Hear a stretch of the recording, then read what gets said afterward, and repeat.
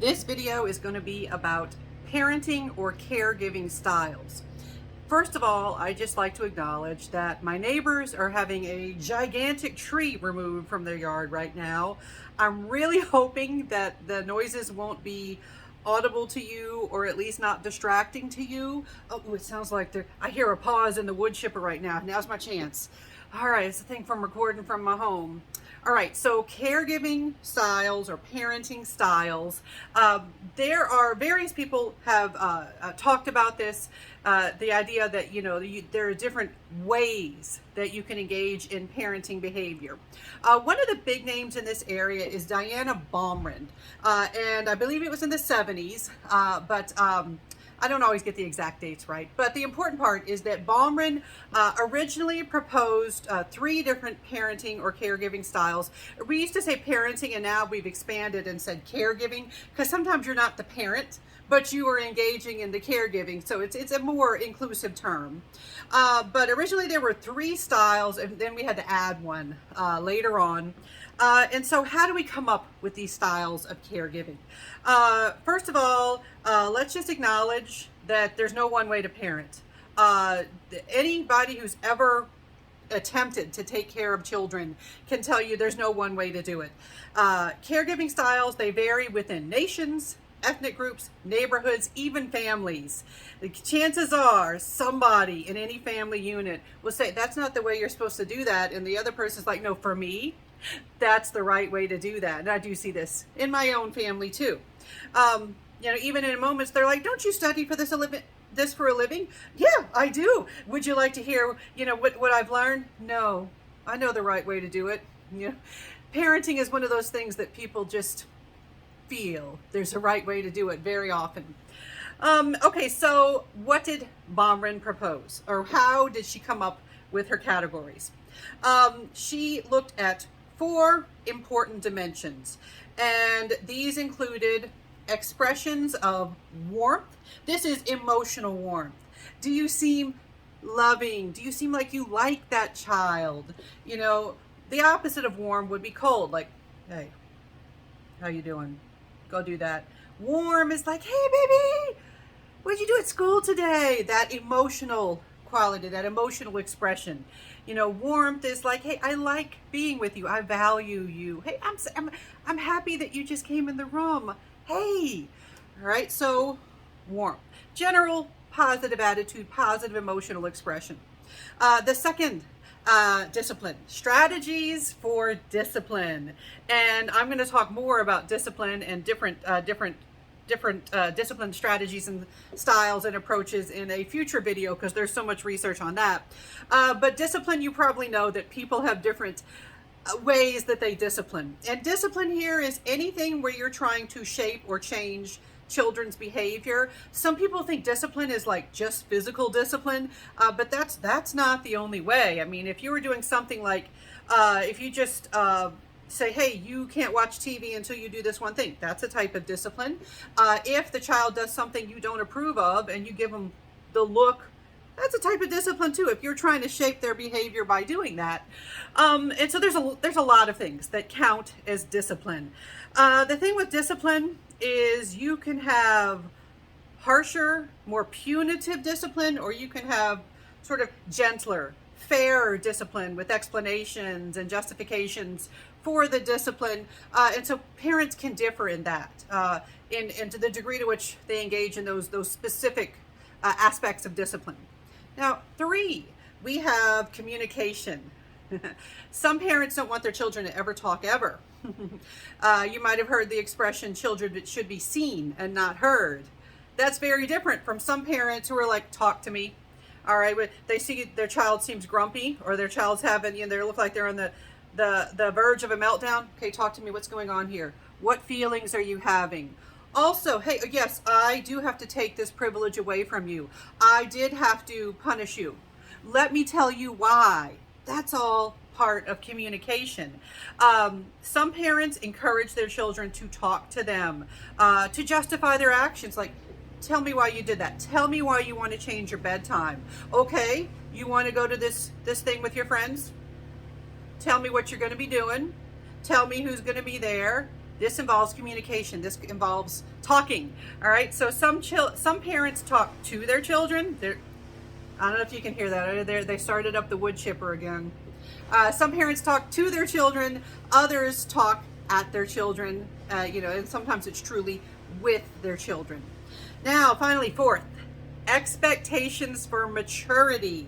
How much is the child expected to do independently or on their own? Some parents just never expect any maturity, and they just expect that the child is always going to be kind of dependent and hopeless. Other people try to build up a sense of maturity and give the child chores and responsibilities. Some people will do a lot of that really early, like, here, go make your own breakfast, here, go make your own lunch, before the child really knows how to do that effectively. Other people will build slowly. Okay, well, you can handle making your sandwich. I'm going to pack your lunch for you and make sure it's a balanced meal. You're able to clear the table after dinner, but I'm going to do the dishes and you're going to help put them away or dry or something. Some people will work slowly towards advancing maturity. So you can have, you can have different expectations for how much that child can do on their own. So on the basis of these dimensions, Baumrind came up with 3 parenting styles. The fourth one had to be added later when we realized, oh, you know what? There's a fourth one that didn't get addressed. So these parenting styles, again, my printer's out of ink, so I have to advance my laptop screen. Even though I know these by heart, but I always like to have it in front of me in case I forget an important aspect or something. All right, so the 3 original, they were authoritarian, authoritative, and permissive parenting. Now, those first 2, you might have noticed they sound an awful lot alike. Students often struggle with this. Like, when they learn the parenting styles, they often learn, like, hey, they have one that looks like this and one looks like this, but then they flip around which name or label goes with which. All right, so when you are studying, if you were watching these videos and it's something you're going to be tested on, when you are studying, make sure you pay attention to which label goes with which, because it's really easy to mix up authoritarian and authoritative. I even did it once where I was making the answer key for a test and I was in a hurry because I had a lot of stuff to do, and I accidentally put the wrong one. Just even though I knew that wasn't the right one, just in a hurry, I put the wrong one. All right, so just be cautious. So before I give you a tip for keeping those terms straight, let me go ahead and tell you what those things are. All right, so let's start with authoritarian. Authoritarian parents think dictator, ruler. All right, that's the one that's like, all right, you do what I say because I'm the parent, you're the kid, shut up. All right, and they're not always that extreme in the way they express it, but they have high behavioral standards. They got rules. You better follow the rules. No stepping out of line. No, we do not tolerate that. We have no patience for that. They have lots of order, and like, dinner happens at this time, no negotiation, you better be here, you don't eat, that sort of thing. You can see in an I almost called it the wrong thing, an authoritarian home, or when an authoritarian caregiver or parent is speaking. They have strict punishment of misconduct. If you do step out of line, you can expect punishment, not necessarily physical punishment, but some undesirable consequence. It's not tolerated. Stepping out of line is generally not tolerated, no matter what the reason. They don't care they don't care what your reason is, because they are very low in communication. They don't want to hear you justify why you got home late, why you didn't do well on your test or your homework assignment, why you didn't get your room clean to their standards. They don't want to hear it. They just want it to get done, and you didn't get it done, so you will have punishment for that.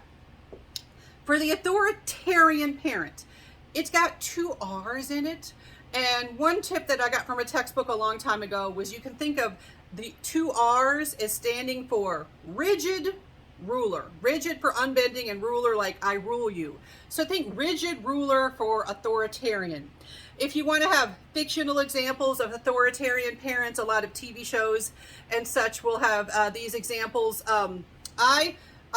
For me, you're going to watch different shows than I've watched, but for me, I always think of that 70s show. Red Foreman and that 70s show was very authoritarian. Back when I was little, there was this show Good Times that I used to watch after school, and the father, I think George Evans, was very authoritarian, and you can probably think of your own examples from the other stuff that you've been exposed to. But this is the parent that you can easily picture them saying, "Look, it's my way or the highway." Why? Because I said so. That's authoritarian parenting. Now, sometimes students are like, "Oh, are you saying that's a bad parenting style?" I did not say that. We are not being judgmental. We are being descriptive here. I will talk about some research about what sorts of outcomes we see with these parenting styles, but we're just describing here. We're just acknowledging that different parenting styles exist. Now, authoritative.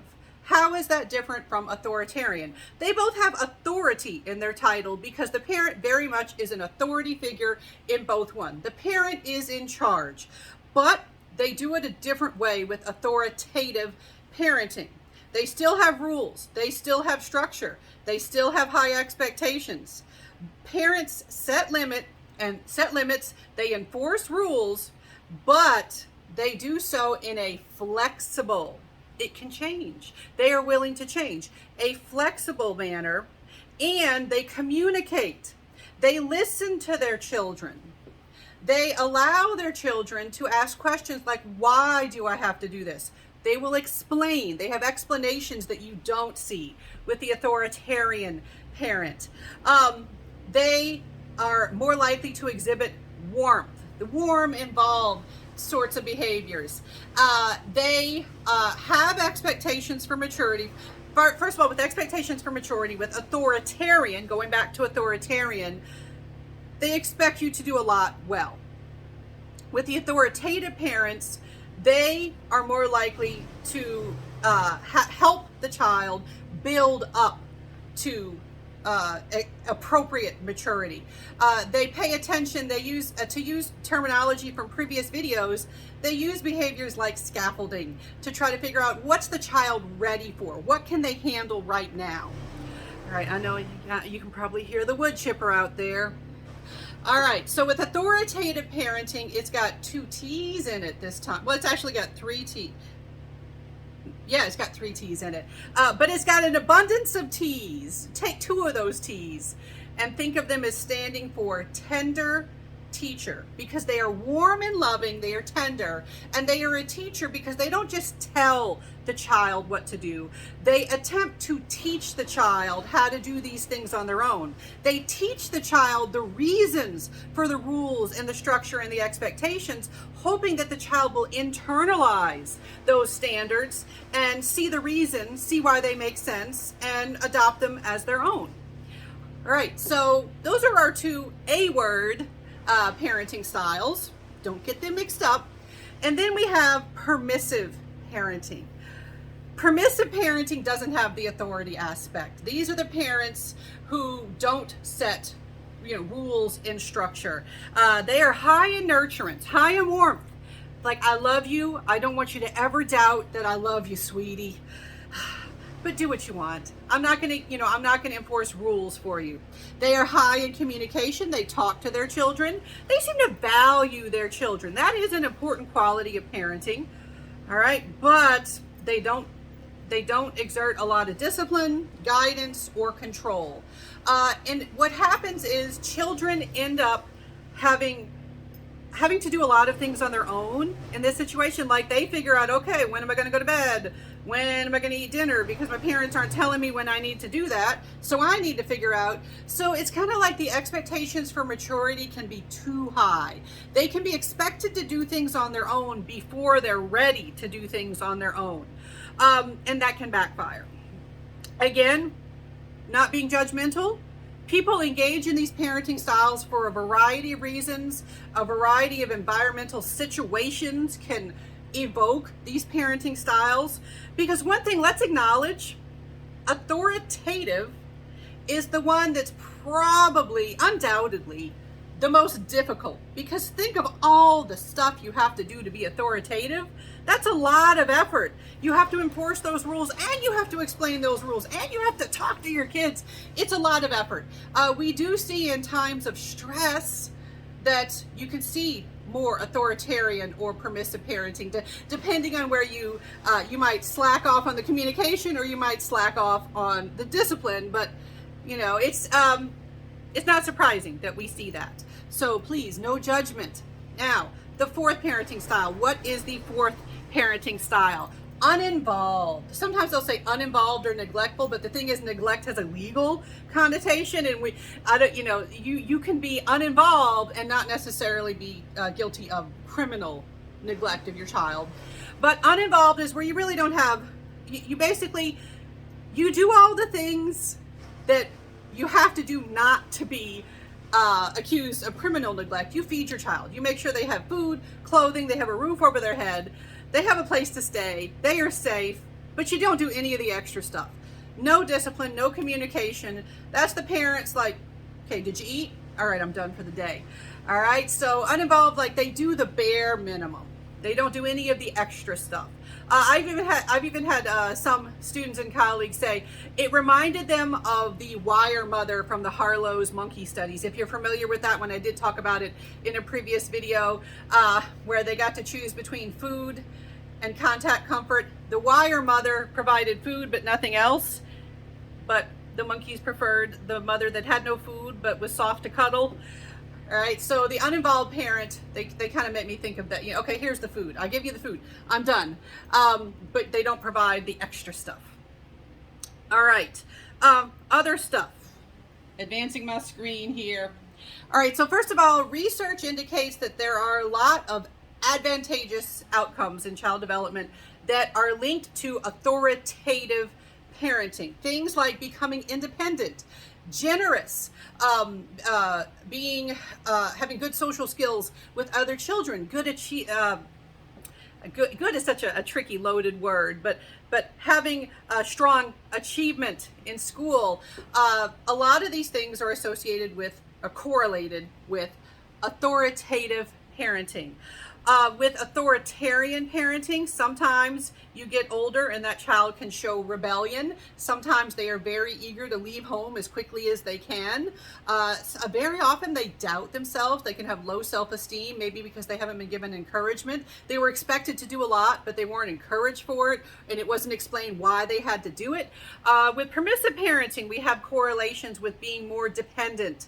Having to do a lot of things before you're ready to do it might encourage this sense of, well, I guess I don't know what I'm doing. So you can, there are a variety of studies, linking these parenting styles to various outcomes. Generally, we see it, basically, you see advantages for authoritative parenting, but acknowledging the reality that that's the hardest one to engage in. I always like to interpret the results as saying these are supportive of the idea of being as authoritative as possible. When you're able to do the explanations and the communications and having the strict structure, but being flexible with it, go ahead and do that. Strive for authoritative parenting. The research seems to support that. And then sometimes I'll have students be like, well, my parent was permissive, I turned out just fine. My parent was authoritarian, and I think I turned out great. Nobody's saying you didn't, all right? Please don't misinterpret what I am saying, all right? We're interpreting lots of research on lots of different people and looking for different trends, different patterns in groups of people. Now, with Baumrind's original research, there were some criticisms. She did come up with this in a limited sample where you didn't have a lot of people living in poverty, and it was skewed towards kind of white middle-class families. Over time, though, we have replicated, we have expanded, and so these categories, especially for communication purposes, they have held up. They're good for communicating. When you describe a particular parenting style, you use one of these words. People who know these terms, they're like, oh, I get what you're talking about. And it allows us to do a lot of research to see, okay, can a specific parenting style predict particular behaviors? And we've studied a wide variety of behaviors going into adulthood for the offspring, and connecting them to certain parenting styles. In fact, I recently did research linking permissive and permissive and authoritarian parenting to academic dishonesty. You might be thinking, wait, how can both? And actually, there's some research supporting both. Permissive, because just do whatever, there's no consequences. That one kind of makes sense. Why would the authoritarian parenting style lead to cheating, lead to academic dishonesty? Well, think about it. You're terrified of the consequences for messing up. You're terrified of the consequences of not meeting those standards. You're willing to cheat because you're desperate. You were desperate to be good enough. And so read the extra research if you want to know more about that. But lots of things have been connected to these different parenting styles. Now, some other problems. What if there are two parents or two caregivers in the home, or three? Maybe you've got step parents, grandparents, aunts, uncles, all sorts of people contributing to bringing this child, bringing up this child. Can they have different parenting styles? Absolutely. You can have different parenting styles in the same family, and you can have different parenting styles in the same person at different time points. People are not necessarily 100% consistent in their parenting styles. Another criticism of the original work is authoritarian parents were sometimes portrayed as unloving. Authoritarian parents can be very loving towards their children. You can be strict but loving. You can love your children even if you're not even if you're not engaging in the behaviors that we describe for the authoritative parent. And we also see that with permissive parents, some permissive parents, they actually do guide their children, but with words, not rules. Explanations more so than standards. And that's not captured well in the original system.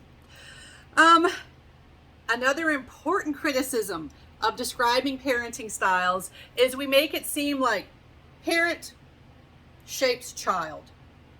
We forget that you can have bi-directional relationships. It can go both ways. Can children shape parenting? Yes. Did I say? I meant to say children shape parenting. Hopefully I said it the right way. Can children shape parenting? Yes, they can, absolutely. If you've got a child that is not responsive to certain parenting behaviors, you stop doing them after a while. If a child is not affected by the type of punishment you attempt, it's kind of like, why am I trying this? If you try to explain things and the child's like, I don't care, you start explaining less.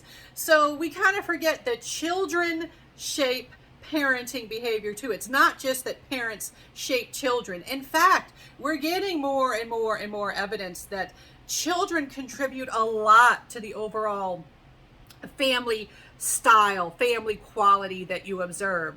And so we have to remember that parenting styles are just one piece of the overall family interaction quality that you're observing. All right. That was a bit longer video than I usually do. It actually still is the short version. I could go much longer, but that should give you a nice idea of Baumrind's parenting or caregiving styles.